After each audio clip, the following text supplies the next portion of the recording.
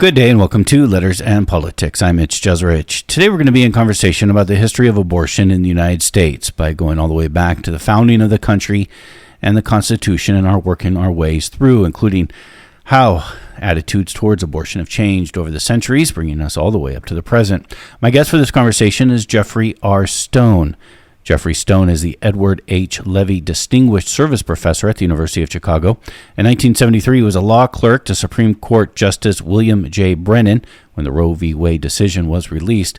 He is the author of a number of books, including Sex and the Constitution, Sex, Religion, and Law from America's Origins to the 21st Century.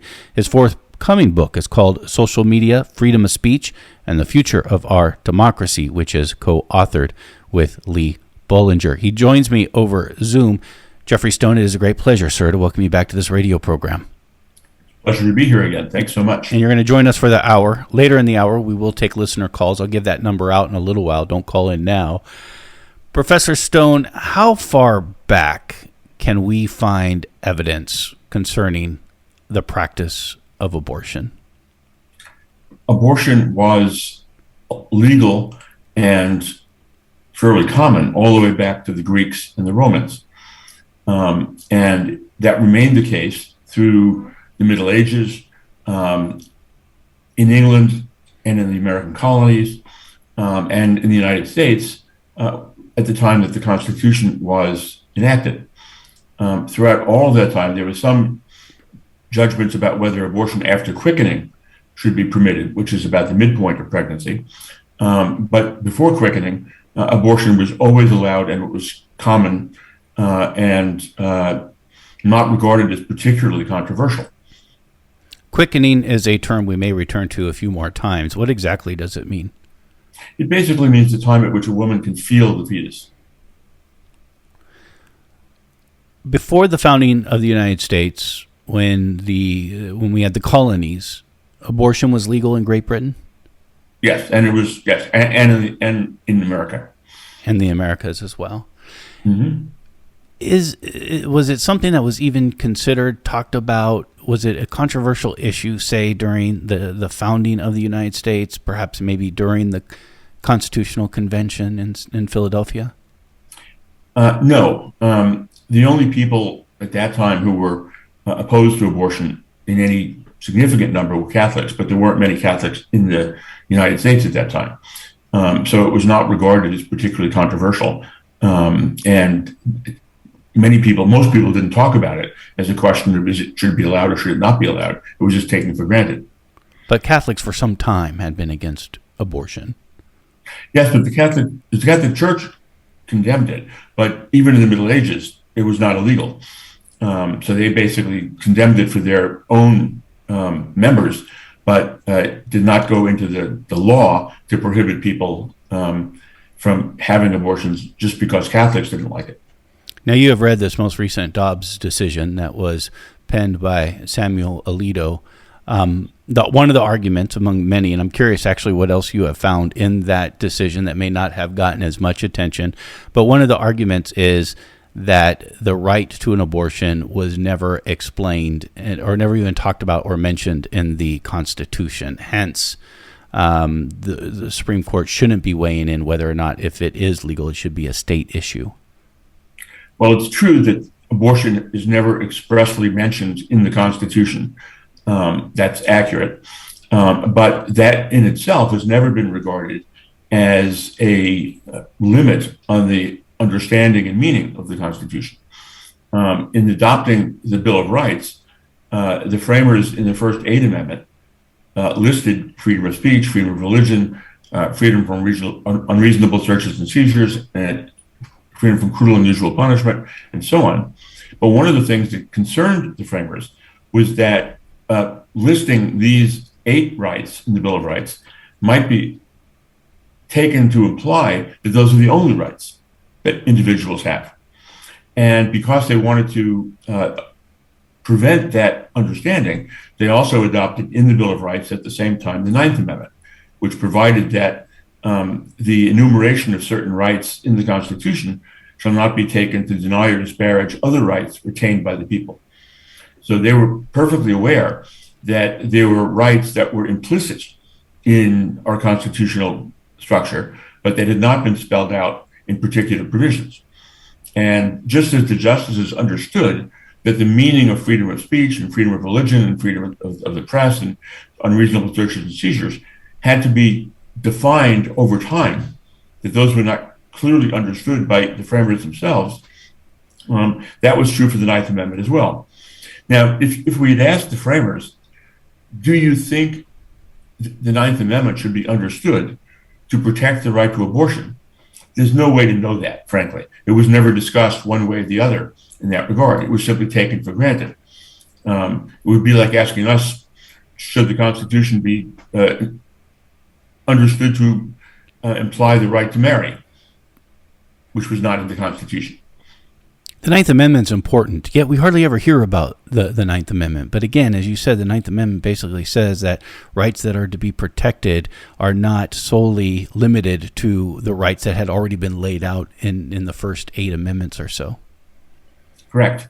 Part of the reason we don't hear much about it is because the Supreme Court has not incorporated the Ninth Amendment through the 14th Amendment as applicable to the states. So the original Bill of Rights only limited the federal government.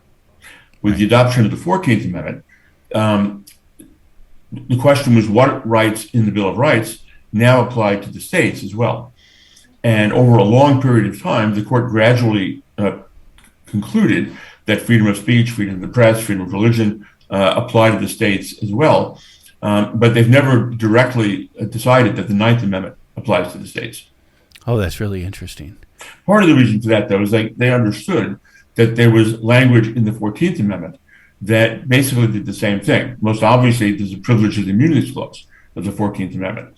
And that was presumably meant to suggest that there were rights that were privileges and immunities but were not spelled out.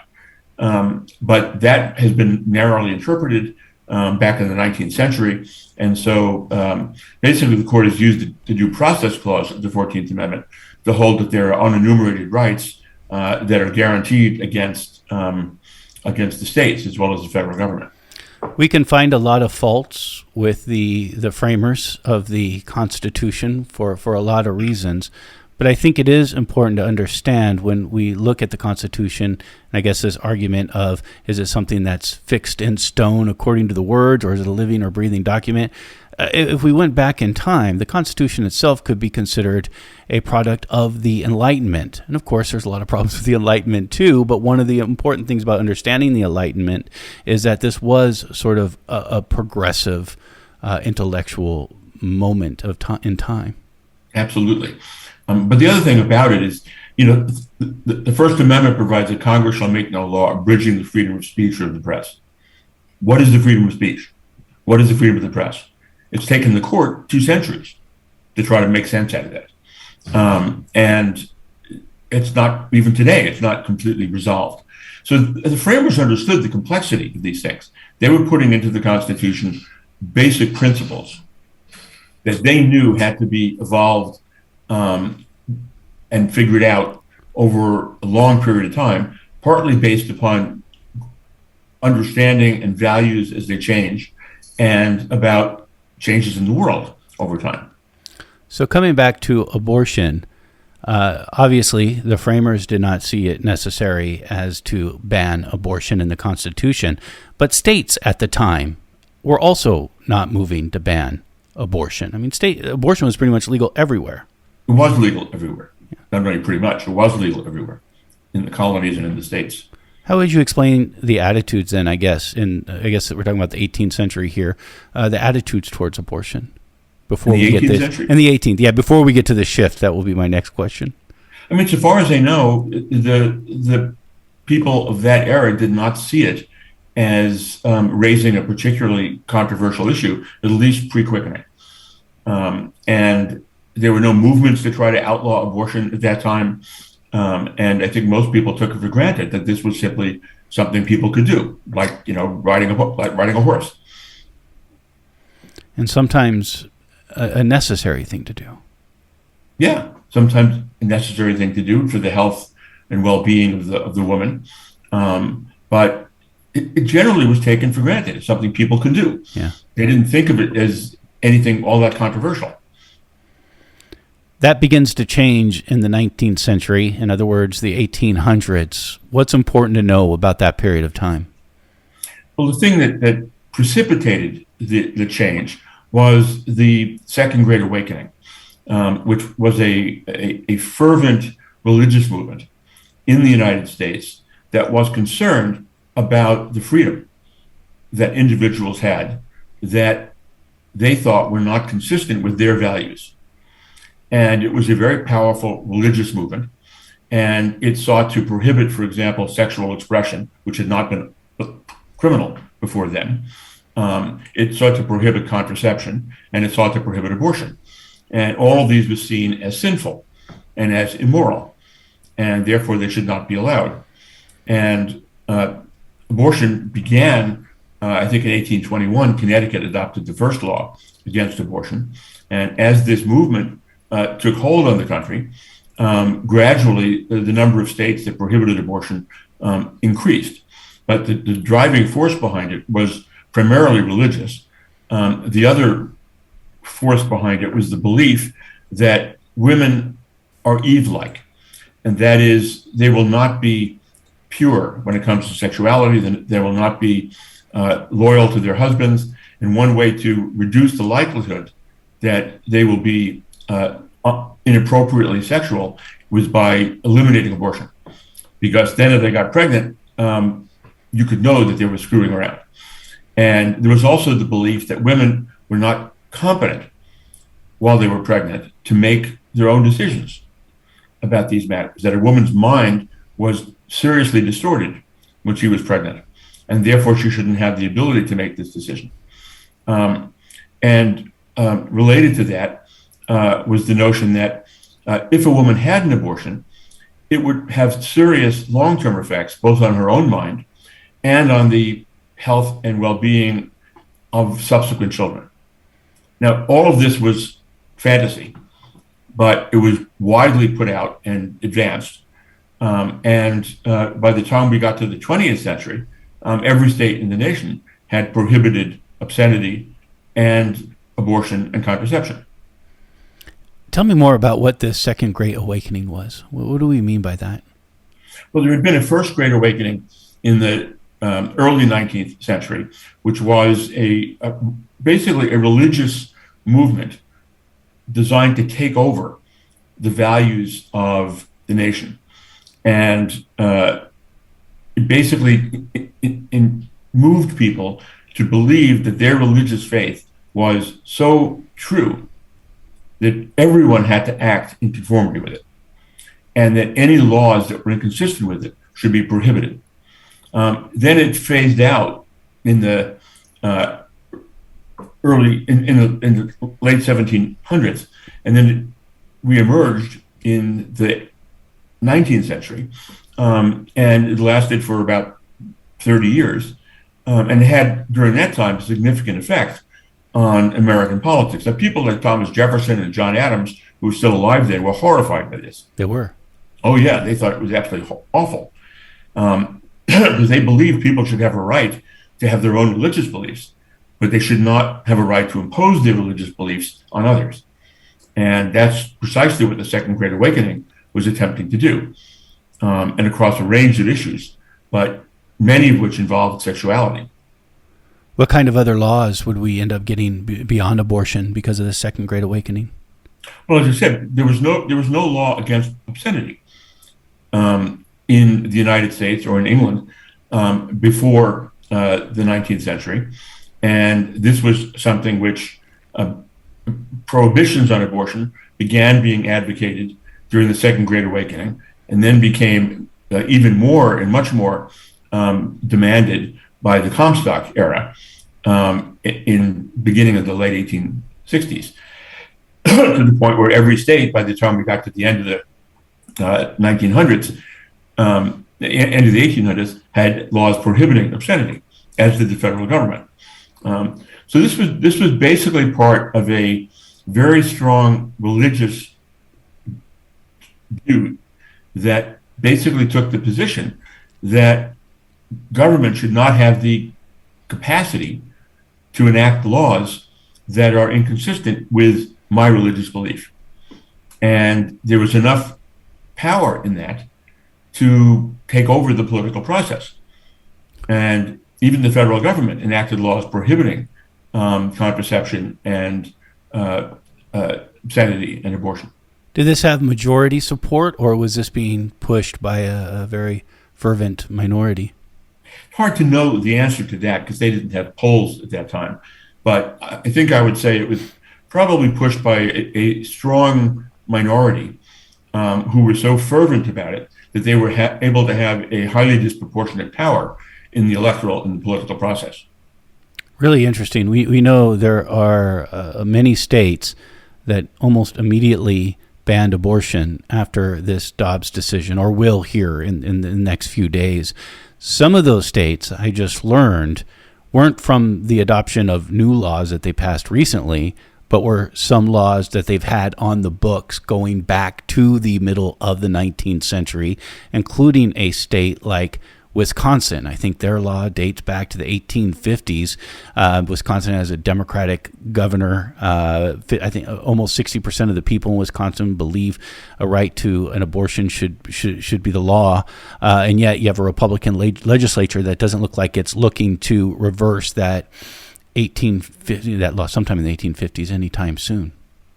Well, I think that's right. I mean, a number of states have situations like that where their anti-abortion laws have remained on the books despite Roe v. Wade for the last half century, with the understanding that they would kick in again if Roe v. Wade was overruled. And in a state like Wisconsin, as you say, you have a Democratic governor and a majority of citizens who, as in the nation, are in favor of allowing abortion. But in the political process, they have been overridden, partly because of gerrymandering, which when Republicans have been in control, they have basically placed large numbers of Democrats in a single district and then a majority of Republicans in many more districts. And the Supreme Court recently has refused to hold that unconstitutional.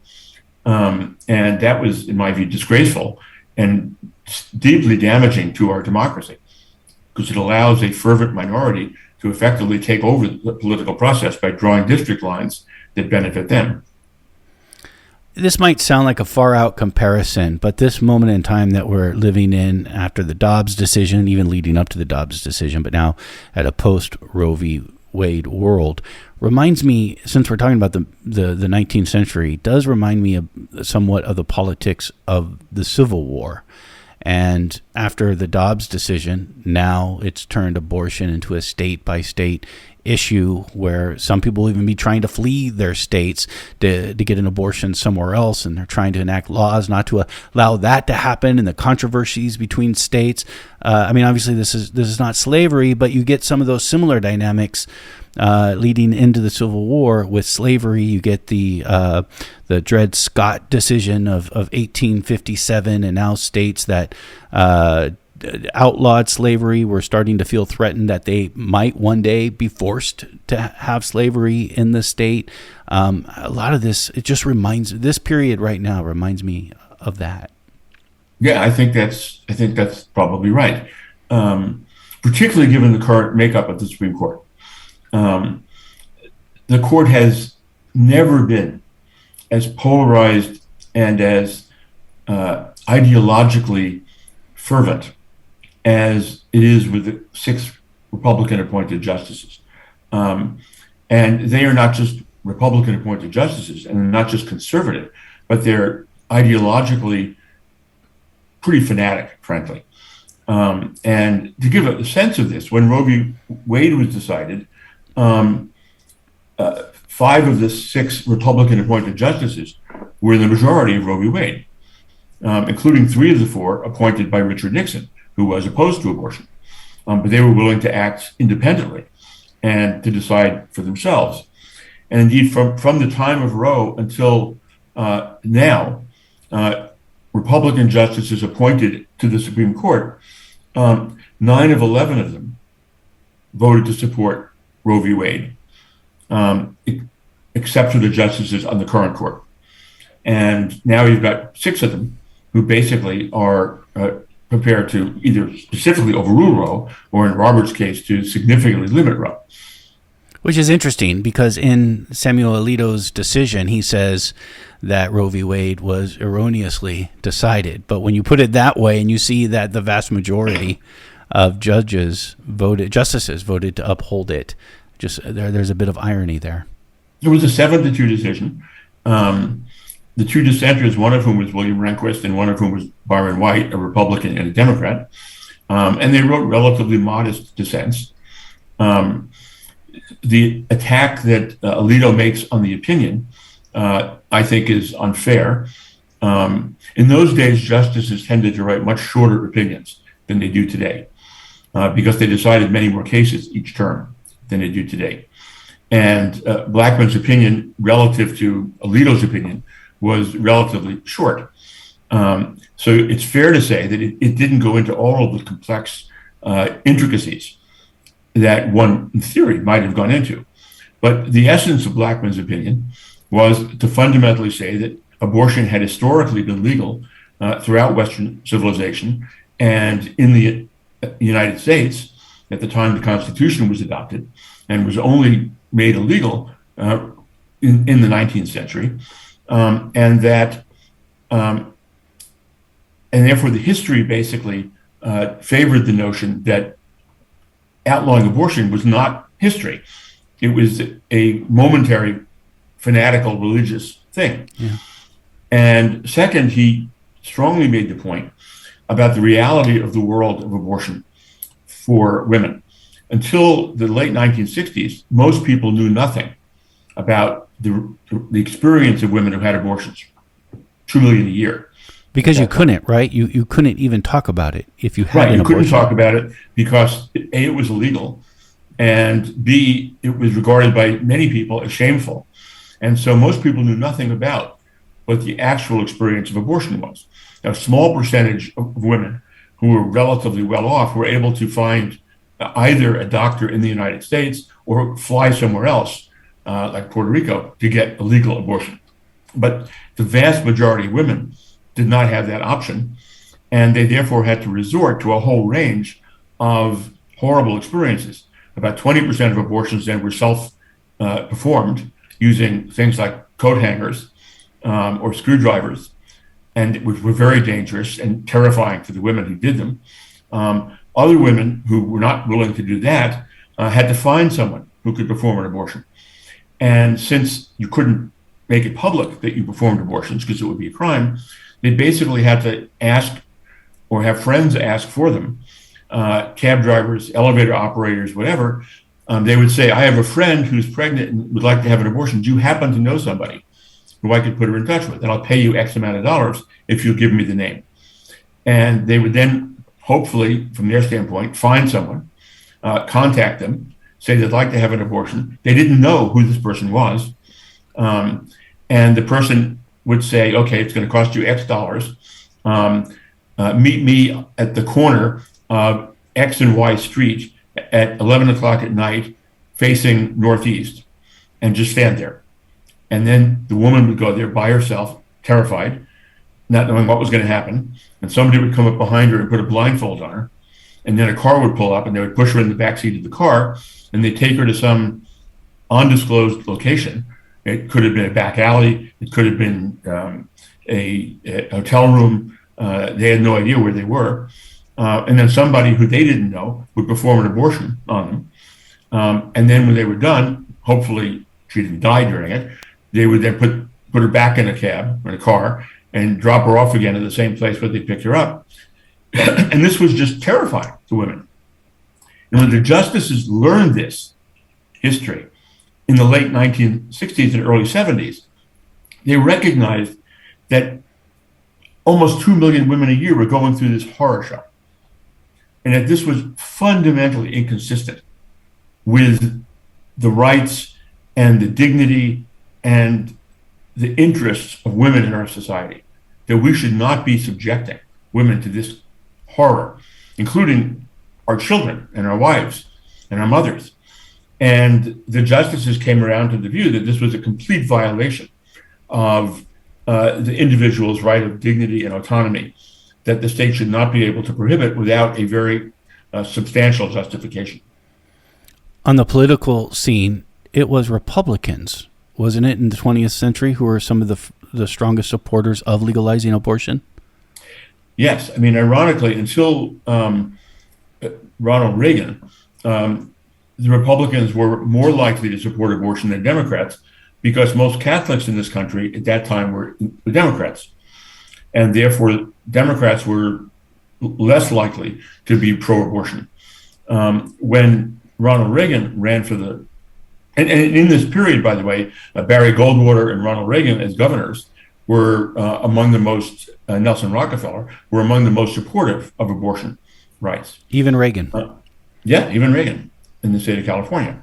But what Reagan realized when he ran for the president, and actually Nixon realized this even earlier, was that if he could bring Catholics out of the Democratic Party into the Republican Party, that he could totally shift the balance of power.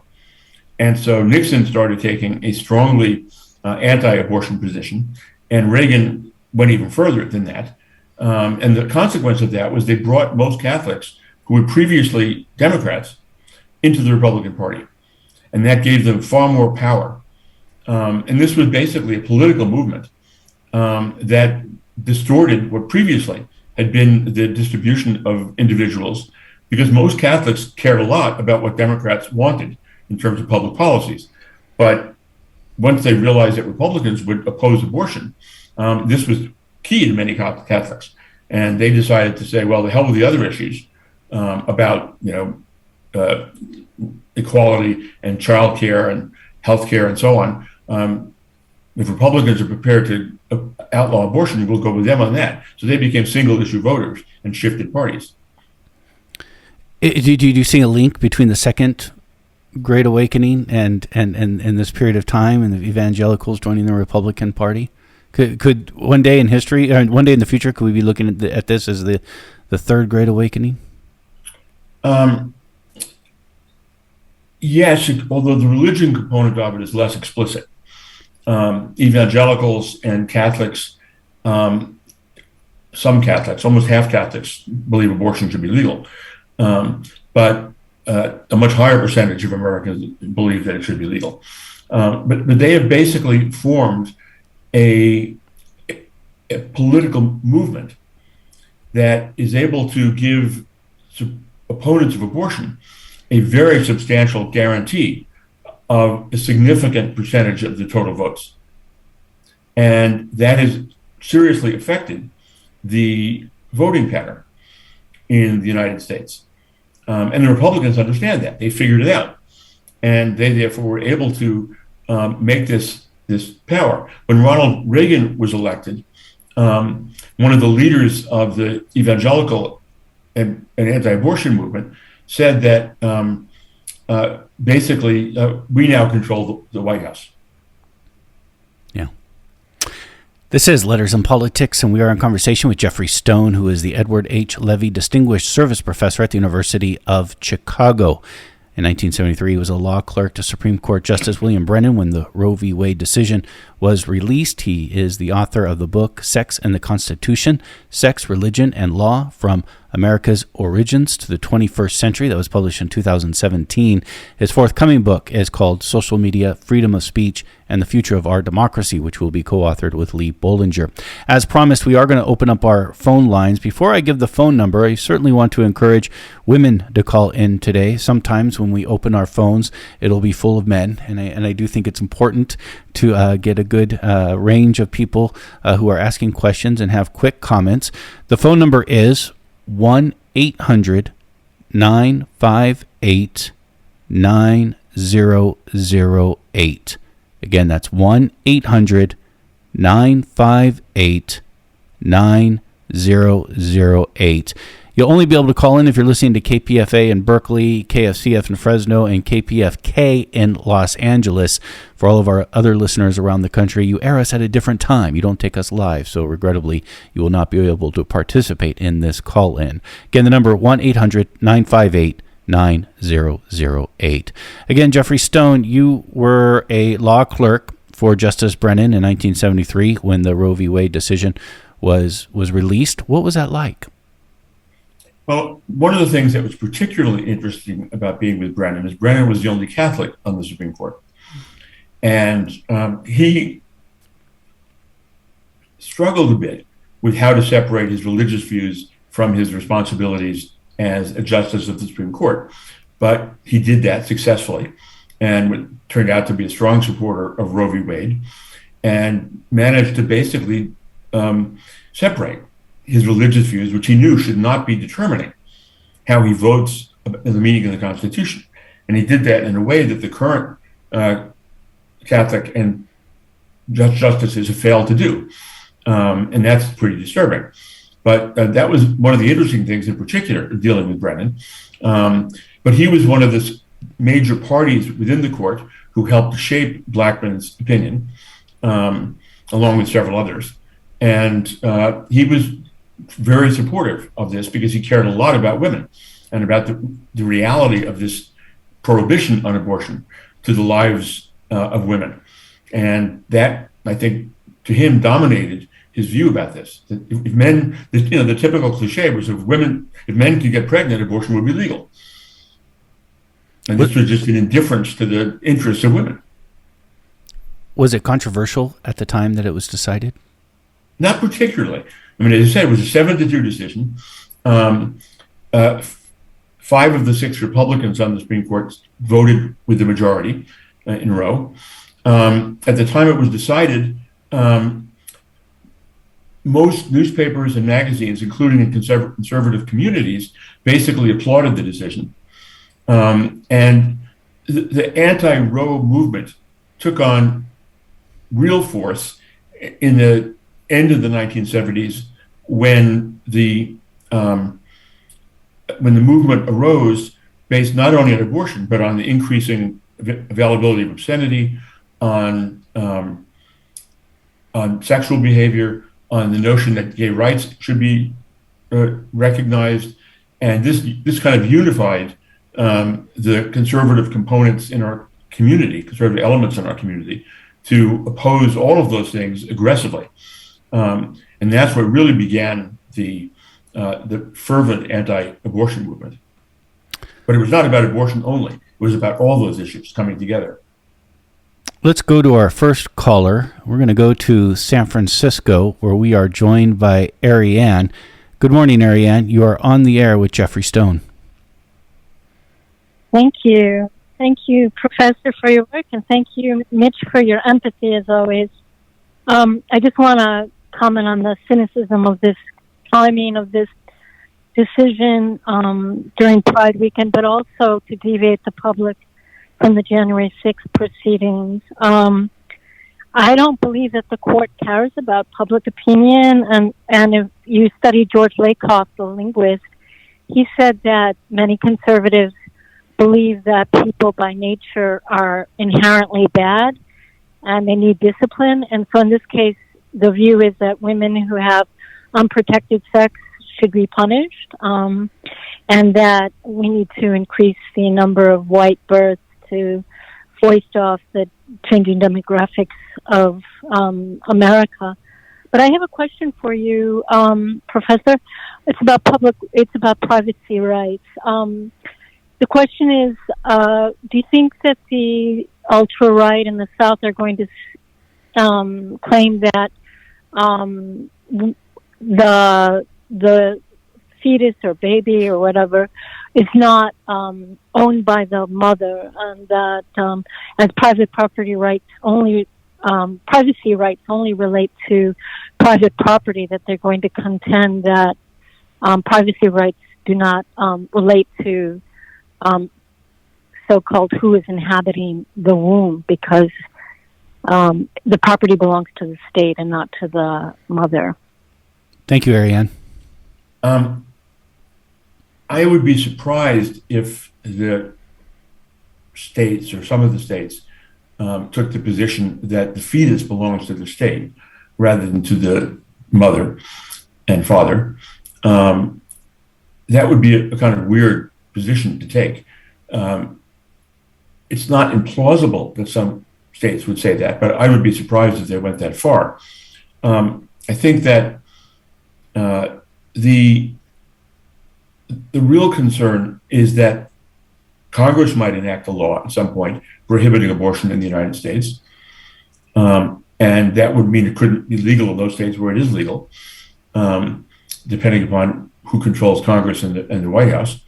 And I also think that we'll see in the next few years whether the court will extend this approach to things like contraception and same-sex sex and same-sex marriage. Much of the same argument that Alito made in this opinion, an argument that I find not at all credible, could be extended to these other interests. Now, you mentioned the right to privacy. Just to be clear, the right to privacy, in the court's use of the term, does not mean what we normally think of as privacy, like secrecy. What it means is personal autonomy. It's the right of individuals to make decisions for themselves about fundamental decisions affecting their lives. So that would include not just things like abortion, but also things like choosing what school to send your kid to, or whether you could be sterilized, or whether the state could require you to have more than 2 children. Those are the kinds of issues that privacy would be understood to be applicable to. So it doesn't mean secrecy, it means individual dignity and autonomy. Let's next go to Omowale, who is in Berkeley. Omowale, good morning. You are on the air with Jeffrey Stone. For this show, one of the issues that I'm concerned about that has not been given much airtime is the fact that even though Margaret Sanger intended for family planning clinics to be sort of a genocidal plot to get rid of black people and Native Americans, it was turned into something more constructive, and that was to provide gynecological care for women who could not access clinics or hospitals or private practitioners for OBGYN services, just for regular female issues.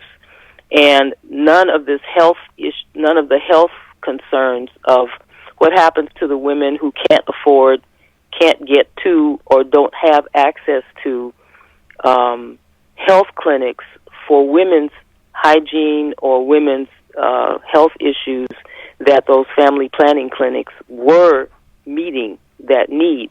Where is the discussion about that? Because everybody's arguing about who owns the fetus and who owns this and who owns that and this right and that right. But there was a very simple, very concrete, comprehensive offering of health, plain, simple, primary care health that has been erased at the loss of Roe v. Wade. Can you talk about that for me for a minute? Thanks. Bye. Thank you for the call, Omowale. I think that's right. You mentioned Margaret Sanger. At the time, Margaret Sanger in New York City was creating an organization by herself, basically, to provide contraception to poor women, many of whom were immigrants, and were having far too many children to support in their families. She was providing contraception. It was illegal. And she fought a very courageous battle against the Comstock era, prohibiting contraception. And she led the fight to ultimately legalize contraception. But the reality is there were no places where a woman could go in those years where they could get health care related to reproductive issues that would be terribly helpful.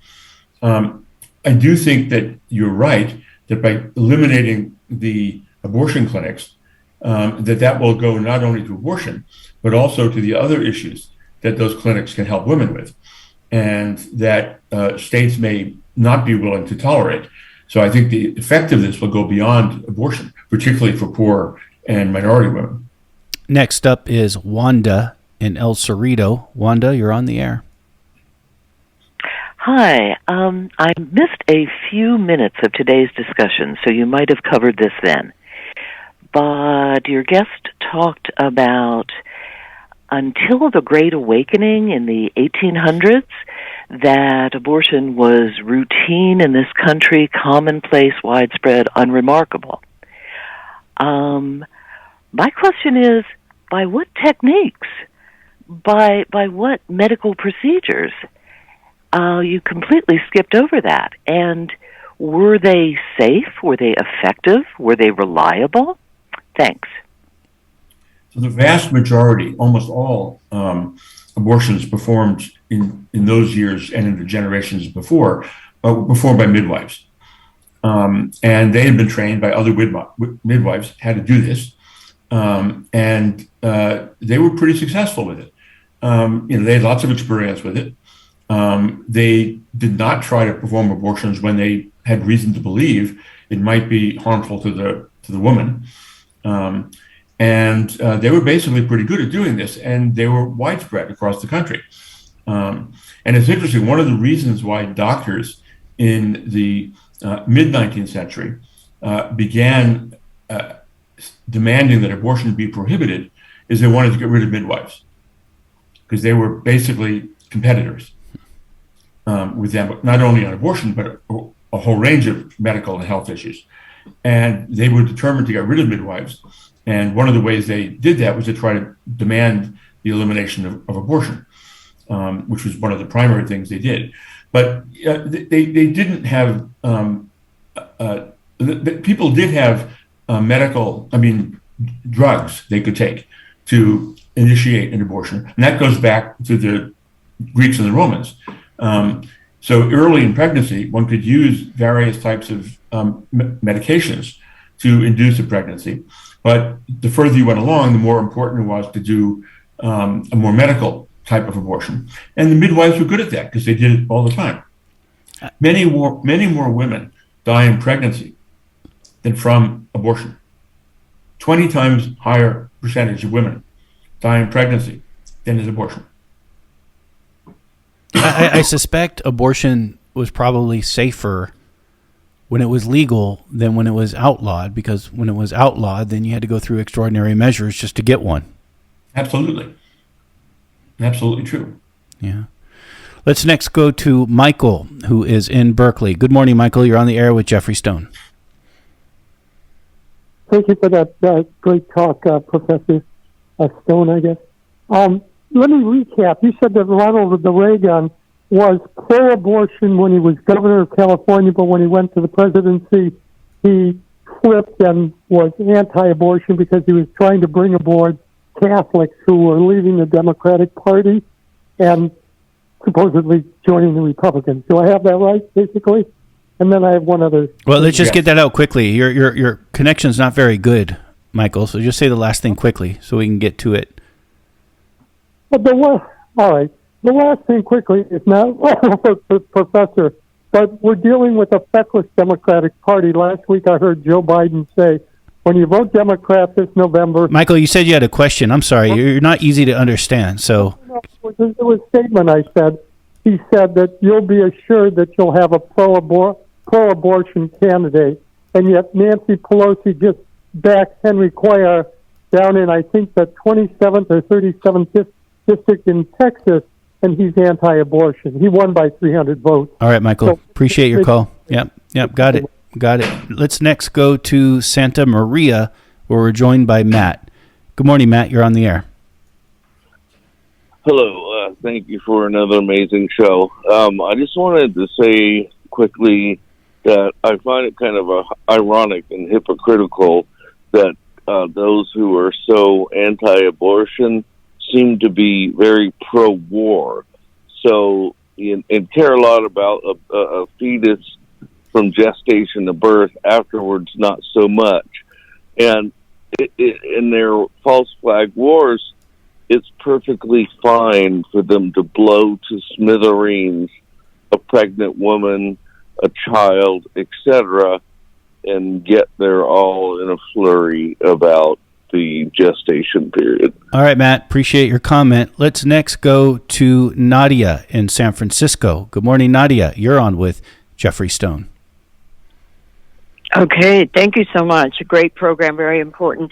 I'm wondering if Professor Stone, and I'm assuming he knows, about a book by Laura Kaplan called The Story of Jane, which is available from the University of Chicago Press.